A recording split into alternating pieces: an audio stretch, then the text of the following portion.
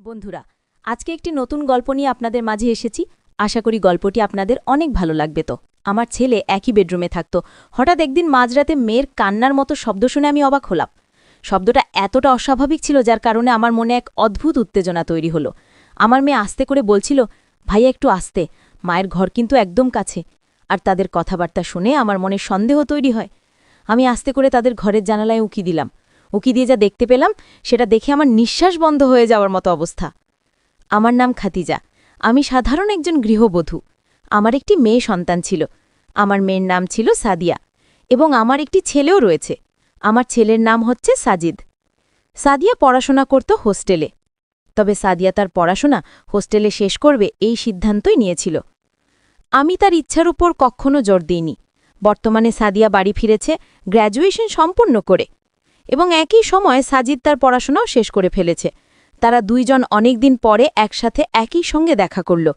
কয়েকদিনের মধ্যে সাদিয়া এবং সাজিদ চাকরির জন্য অন্য কোনো একটি শহরে যাওয়ার সিদ্ধান্ত নিয়ে নেয়। তাদের চাকরি একসাথে হলেও অন্যান্য কোম্পানিতে ছিল। তারা সিদ্ধান্ত নেয় একসাথে থাকলে দুজনেরই খরচ খুব কম হবে।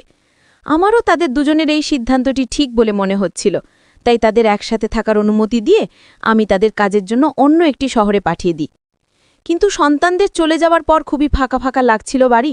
আমি জানতাম তাদের নিজেদের জীবন গড়ার জন্য এটি গুরুত্বপূর্ণ। এর মধ্যে আমাদের পরিবারের আর্থিক অবস্থাও খুব একটা ভালো ছিল না। আমার স্বামীর সামান্য পেনশন ছিল, খুবই কম, যা দিয়ে আমাদের পুরো পরিবারের খরচ চালানো খুব কঠিন হয়ে পড়েছিল।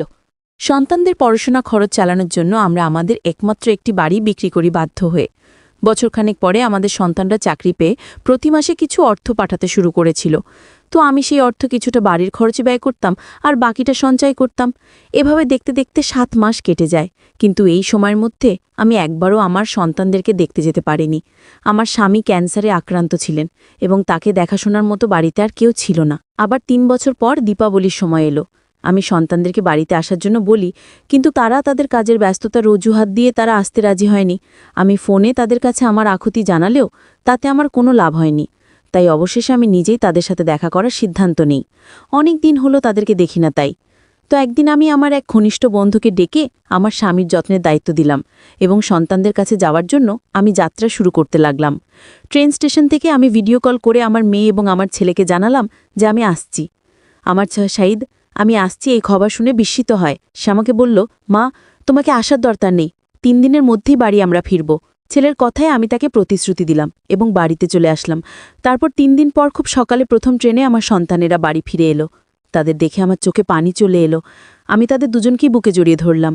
আমার মনে হলো এটাই আমার জীবনের সবচেয়ে সুখ শান্তির মুহূর্ত। আমি শাহিদ, সাদিয়াকে দীর্ঘদিন ভরে একসঙ্গে দেখে খুব খুশি হয়েছিলাম। তবে সাদিয়ার মধ্যে বেশ কিছু শারীরিক পরিবর্তন লক্ষ্য করলাম। আমি দেখলাম যে গত 3 বছরে সাদিয়ার চেহারার অনেক পরিবর্তন এসেছে। যেদিন তারা বাড়ি ফিরে আসলো, আমি একটু লক্ষ্য করলাম যে তারা দুজনে একসাথে একটি ঘরে ঢুকে গেল। আমি ভেবেছিলাম সাদিয়া হয়তো তার ব্যাগগুলো রেখে সেই ঘর থেকে বেরিয়ে আসবে, কিন্তু 3 ঘন্টা কেটে যাওয়ার পরও তারা সেই ঘর থেকে বের হয়নি। তখন আমি চা, বিস্কুট ও নাস্তা নিয়ে তাদের ঘরে গেলাম। আমি বললাম, তোমরা দুজনে কি এখন থেকে এই এক ঘরে থাকবে? বাড়ির ওই পাশে আরেকটা ঘর আছে সাজিদ, তুমি সেখানে চলে যাও, এই ঘরটাই সাদিয়া থাকুক। তখন সাজিদ বলল, না মা, আমি সাদিয়াকে ছেড়ে অন্য ঘরে থাকতে পারবো না। আমরা গত 3 বছর ধরে একই ঘরে থাকার অভ্যাস করে ফেলেছি, এখানেও ঠিক এমনই থাকব। তার কথা শুনে আমার একটু অস্বস্তি হলো। আমি সাদিয়ার দিকে তাকিয়ে সাদিয়া বললাম, সাদিয়া, তুমি কিন্তু এখন আর ছোট নেই, আর তোমার ভাইও বড় হয়ে গেছে। একই ঘরে থাকা কি ঠিক হবে? যদি কখনো তোমার একা থাকার প্রয়োজন হয়, তখন কিভাবে তুমি ম্যানেজ করবে? তখন সাদিয়া উত্তর দিল, বলল, মা, আমরা যে শহরের কাজ করতাম, তো সেখানকার ঘরের ফ্ল্যাটের ভাড়া অনেক বেশি ছিল, তাই আমরা গত 3 বছর ধরে একই ঘরে থেকেছি। যখন সেখানে আমরা দুজন থাকতে পেরেছি, তাহলে এখানে কেন আমরা থাকতে পারবো না? আমার ছেলে সাহিদ ও সাদিয়া একসঙ্গে একটি ঘরে থাকতে চেয়েছিল। আমি তাদের সিদ্ধান্তে আপত্তি করিনি। তো সেদিন আমি সারাদিন ঘরের কাজেই ব্যস্ত ছিলাম। দুপুরে সাজিদের পছন্দের খাবার তৈরি করলাম এবং রাতে সাদিয়ার পছন্দের খাবার তৈরি করলাম। এটা আমার কাছে অস্বাভাবিক মনে হলো। তখন আমি সাদিয়াকে জিজ্ঞেস করলাম, তুমি এত কম খাচ্ছ কেন? আগে তোমার তো প্লেট সাদিয়া বলল, মা, আমার এখন রুচি বদলে গেছে। মেসের সাধারণ খাবারের আমি প্রায় অভ্যস্ত হয়ে গেছি। তুমি খাওয়া থেকে মাটা রান্না করো। তাদের দুজনের মধ্যেই পরিবর্তন দেখে আমার মনে হচ্ছিল বাইরে থাকার অভিজ্ঞতা তাদের দুজনের আরও দায়িত্বশীল এবং পরিস্থিতি অনুযায়ী মানিয়ে নেওয়ার ক্ষমতা শিখিয়েছে। তবে আমি কিছুটা লক্ষ্য করছিলাম আমার মেয়ে এবং ছেলে একে অপরের থেকে এক মুহূর্ত দূরে থাকতে পারছিল না। যেখানে সাদিয়া থাকত ঠিক সাজিদ সেখানে চলে যেত। এক রাতে আমার স্বামী ঘুমিয়ে পড়ল। তারপর আমি তাদের ঘরে গেলাম। আমাদের এবং তাদের দুজনের ঘর ছিল পাশাপাশি। আমি ভাবলাম যে একটু কথা বলি তাদের সঙ্গে। ঘরে ঢুকে দেখি সাজিদ সাদিয়ার হাত ধরে বসে আছে। আমাকে দেখে তারা একেবারে চমকে উঠল, যেন তারা দুজন কিছু লুকাচ্ছিল। আমি সেই সময় তাদের কিছু বলিনি এবং বিষয়টা এড়িয়ে গেলাম। কিন্তু পরের দিন সকালে একটি এমন ঘটনা ঘটল যা আমাকে খুব চিন্তায় ফেলে দিল। সকালের দিকে আমি তাদের ঘরের দিকে গেলাম। দেখলাম বিছানার চাদরটা শুকাতে দেওয়া হয়েছে। এত সকালে কে চাদর ধুতে পারে? অবাক না হয়ে আমি সাদিয়াকে জিজ্ঞাসা না করে ঘরের দিকে এগোলাম। দেখি ঘরের দরজা বন্ধ করা। ঠিক তখনই পেছন থেকে সাজিদের ডাক শুনলাম আমি, মা, নাস্তা কি বানিয়েছ? দরজার বাইরে এসে আমাকে প্রশ্ন করল সাজিদ। আমি তাকে জিজ্ঞাসা করলাম, এত সকালে কে তোমাদের ঘরের চাদর ধুইছে? কিসের জন্য ধুইছে? আমার প্রশ্ন শুনে একটু অস্বস্তিতে পড়ল সাজিদ। সাজিদের চোখ বারবার সাদিয়ার দিকে যাচ্ছিল। তখন সামনে এসে সাদিয়া বলল, মা, চাদরে ধুলা জমেছিল তাই চাদরটা আমি ধুয়েছি। বারবার হাঁচি আসছিল, এজন্য সকালে আমি ধুয়ে নিয়েছি। আমি বললাম, আমি সবকিছু পরিষ্কার করেছিলাম তোমাদের আসার আগে। চাদরে কিভাবে ধুলা আসবে? আমার প্রশ্ন শুনে সাদিয়া একটু চিন্তায় পড়ল। তার মুখের অভিভক্তি বলে দিচ্ছিল সে কিছু লুকাচ্ছে। তখন সাজিদ বলল, মা, আমার খুব খিদে পেয়েছে। তুমি কি চাদর নিয়ে কথা বলছো? আর আমি খেতে পারছি না।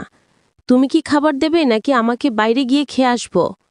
এই কথা শুনে আমি আলোচনা বন্ধ করে নাস্তা বানাতে চলে গেলাম রান্নাঘরে।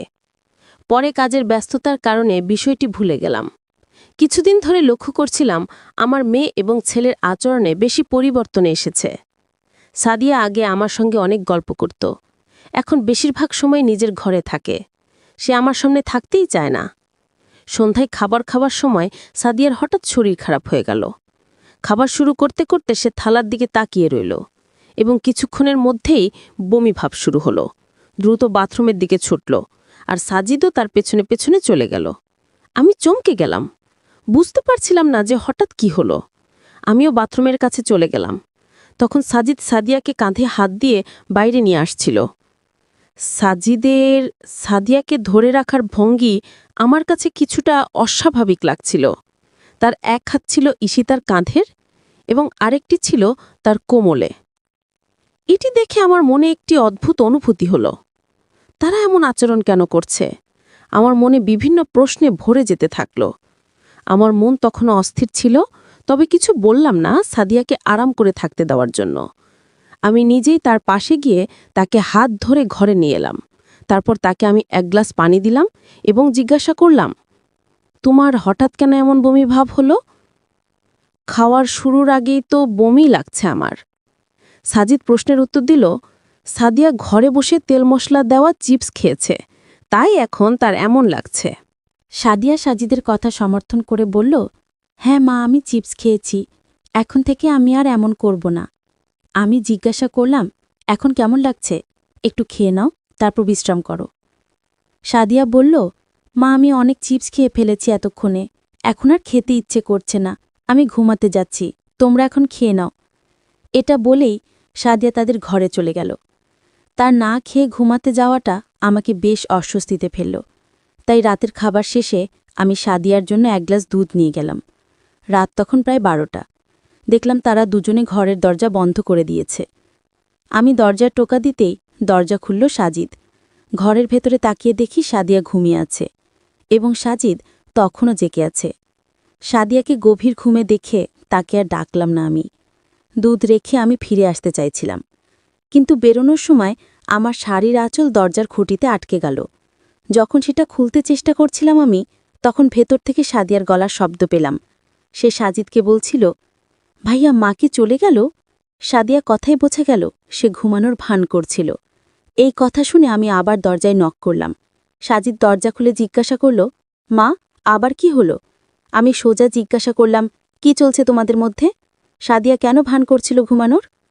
সাদিয়া তখন উঠল এবং বলল, মা আমি ভেবেছিলাম তুমি কিছু খাবার জন্য নিয়ে এসেছ। আমি তো খেতে চাইনি, তাই ঘুমানোর ভান করছিলাম। তাদের এমন আচরণে আমার সন্দেহ আরও বেশি বাড়ল। আমি সাজিদকে বললাম, আজ রাত তুমি তোমার বাবার সঙ্গে আমাদের ঘরে শুয়ে পড়ো, আমি ঈশিতার সঙ্গে থাকব। এই কথা শুনে শিয়াম বলল, মা আমি এই ঘর ছেড়ে কোথাও যেতে পারবো না। সাদিও বলল, মা আমি ভাইয়ের সঙ্গেই থাকব। ও না থাকলে আমার ঘুম আসে না। ওরা দুজনেই আমার কথা কিছুতেই শুনতে চাইছিল না। অবশেষে আমি বললাম, ঠিক আছে তোমরা একই ঘরে থাকতে পারো, তবে আজ থেকে দরজা বন্ধ করবে না। ওরা আমার কথা মেনে নিল বাধ্য হয়ে। পরের দিন সকালে আমার বড় দিদি বাড়ি এলেন। তার আগমনে সবাই খুশি হয়ে গেল। দিদি বললেন, আমি বিশেষ করে তোমাদের সঙ্গে সময় কাটাতে এসেছি। কথাবার্তার মাঝে দিদি সাদিয়ার বিয়ের কথা তুললেন এবং তিনি বললেন, আমাদের ঈশিতা এখন বিয়ের উপযুক্ত হয়ে গেছে। আমার বড় দিদি বললেন, ঈশিতা এখন বড় হয়ে গেছে, ওর বিয়ের কথা এখন ভাবা উচিত। কথা বলার মাঝে তিনি নিজের সঙ্গে আনা কয়েকজন ছেলের ছবি বের করলেন। দিদি সাদিয়াকে যখন ছবিগুলো দিলেন, তখন সাজিদ তাড়াতাড়ি ছবিগুলো নিজের হাতে নিয়ে নিল। তারপরে গল্পটি এ পর্যন্তই। বন্ধুরা, এই গল্পটি আপনাদের কেমন লাগলো? যদি এই গল্পটা আপনাদের ভালো লেগে থাকে, অবশ্যই আমাদের এই ভিডিওটিতে একটি লাইক দিয়ে আমাদের চ্যানেলটি সাবস্ক্রাইব করবেন।